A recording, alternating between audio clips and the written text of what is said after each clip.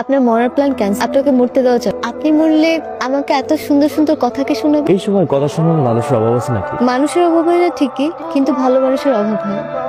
আচ্ছা, আপনার সাথে আমার আগে কেন দেখা হয়নি? আমার খুব আফসোস। দেখেন ফুলগুলো কত সুন্দর, কত ঘ্রাণ। আপনি কখন ভেবে দেখেছেন রঙিন ফুলের চেয়ে সাদা ফুলের ঘ্রাণ অনেক বেশি কিছু? এটা তো ভেবে দেখ বলেন না, কারণ কি? কারণ তাদের রঙের কারণে এমনিতেই পোকামাকড় তাদের উপরে এসে বসে। কিন্তু সাদা ফুলের রং সাদা হওয়ার কারণে পোকামাকড় এমনিতেই এসে বসতে চায় না। সাদা ফুলগুলো তীব্র গন্ধ যেন পোকামাকড়গুলো আকৃষ্ট হয়ে সাদা ফুলের উপরে এসে বসে। আপনার সাথে যতই থাকছি ততই অবাক হচ্ছি। আচ্ছা, আপনি একজন শিক্ষিত মানুষ হয়ে চাকরি না করে ফুল ও ফুলের দোকান নিয়ে কেন বসে আছেন? চাইলে তো আরো ভালো কিছু করতে পারেন। জীবনে এত কিছু চাহিদা নেই। ইট পাথরের শহর, বন্দির কাছে জীবন আছে একদম ভালো লাগে।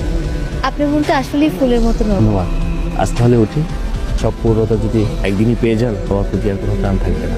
আমার প্রতি কিছু টান জমা থাকবে। Happy Valentine day.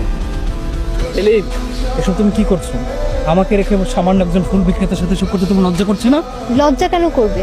তোমার কাছে সে একজন সামান্য ফুল বিক্রেতা হলেও সে আমার কাছে একজন মহামূল্যবান মানুষ, যার মনটা ফুলের মতো পবিত্র, তোমার মতো ময়লা আবর্জনায় ভরা। তুমি কি আমাকে অপমান করছো? তাহলে কি করব?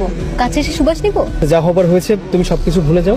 আমরা সম্পর্কটাকে আবার নতুন ভাবে শুরু করতে পারি না? ফুল শুকিয়ে গেলে তুমি কি তাকে সতেজ করতে পারবে? তোমার প্রতি আমার ভালোবাসা শুকিয়ে গেছে, কত চেষ্টা করলেও আর তাকে ফিরিয়ে আনতে পারবে না। তুমি এই ফুলওয়ালার মধ্যে কি পেয়েছো যার জন্য আমার ভালোবাসা তোমার কাছে শুকিয়ে গেছে? ফুলের মতো একটা নিষ্পাপ মন আছে, আর ভালোবাসার জন্য একটা মনই যথেষ্ট। তোমাকে ধন্যবাদ আমাকে ছেড়ে যাওয়ার জন্য। তুমি যদি সেদিন আমাকে ছেড়ে না যেতে, আমি এত ভালো একজন মানুষ আমার জীবনে পেতে। কথায় আছে, আল্লাহ যাই করেন ভালোর জন্যই করেন। আমার জীবনে সেটা প্রমাণও পেয়েছি। বেলি, তুমি ভুল করছো, ভুল, মস্ত বড় ভুল করছো। সে আমার ফুল, সে আমার ভুল, তার জন্য মরতে পারি, চাই না কোনো কুল। কাফি, আমি কি ঠিক বলেছি? আমার পরম সৌভাগ্য যে আমি তোমার দ্বিতীয় ফাগুন হয়ে আসতে পেরেছি। পুরুষের প্রথম প্রেমিকা আর নারীর দ্বিতীয় প্রেমিক হওয়াটা বড় সৌভাগ্য। পুরুষ তার প্রথম প্রেমিকাকে যতটা মুখ দুটো দিয়ে ভালোবাসে, তা সে চাইলেও দ্বিতীয় কোনো নারীকে সেভাবে ভালোবাসতে পারে না।